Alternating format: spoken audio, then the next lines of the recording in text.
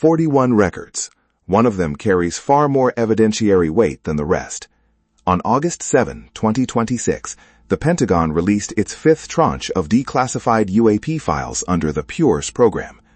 Most of the batch is administrative, correspondence, policy memoranda, closed case summaries. But one item is different: an internal report accompanied by multiple sensor clips describing an encounter in September 2021 over the Gulf of Oman.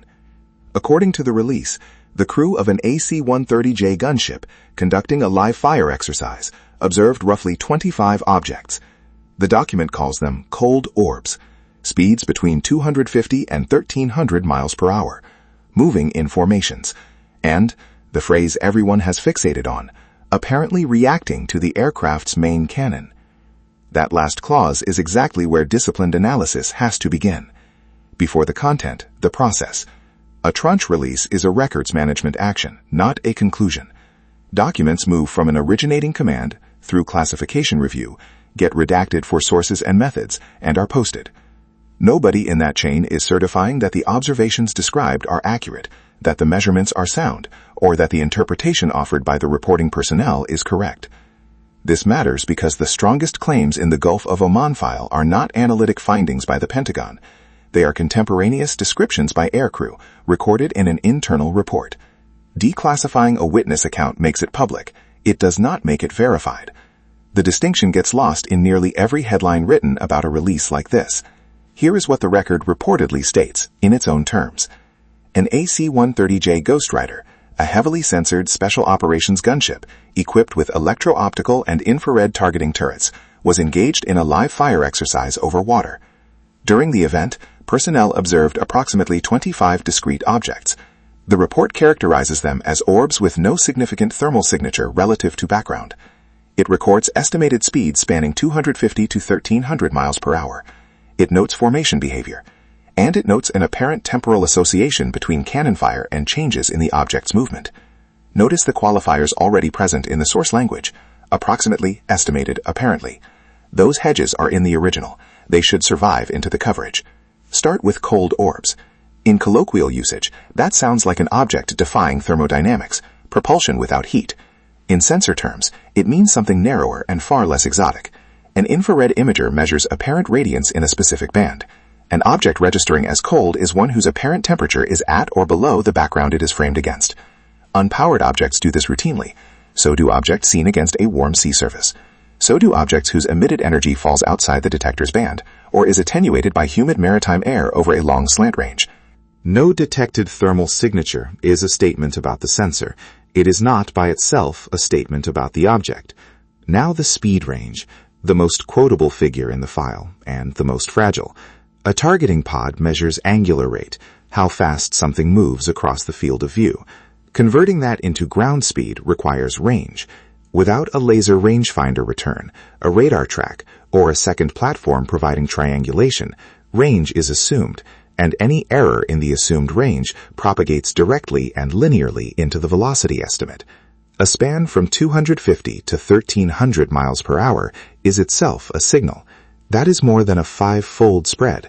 It is consistent with a set of objects at genuinely different speeds, or with a single class of object at unknown and varying ranges. Until the derivation methodology is published, the number is a bracket, not a measurement. The claim that generated the coverage is that the objects responded to the gunship's main cannon. Consider what would be required to support that.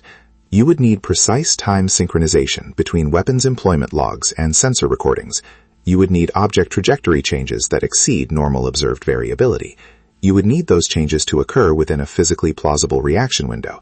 And you would need to rule out the alternative, that firing events changed the observer's attention, the turret's slew, the aircraft's own motion, or the illumination environment. Muzzle flash and tracer light alter what a sensor sees. Aircraft maneuver during a firing pass alters apparent object motion through parallax. Absent that analysis, apparently reacting describes a human impression, not a demonstrated behavior. The Gulf of Oman in 2021 was not empty airspace. It was one of the most drone-saturated maritime corridors on Earth, with sustained regional unmanned aerial activity, heavy commercial shipping, and repeated documented encounters between U.S. naval assets and small unmanned systems. including the well-known July 2019 events off Southern California involving multiple Navy vessels. 25 objects in formation at a wide range of apparent speeds is a description that fits a coordinated small UAS operation about as readily as it fits anything else. It also fits, in part, balloons in a shear layer, seabird flocks against a warm sea background, or expended ordnance and debris within a live fire range. None of that is a conclusion. It is a list of hypotheses the released material does not yet let us eliminate. So what would move this from compelling to established?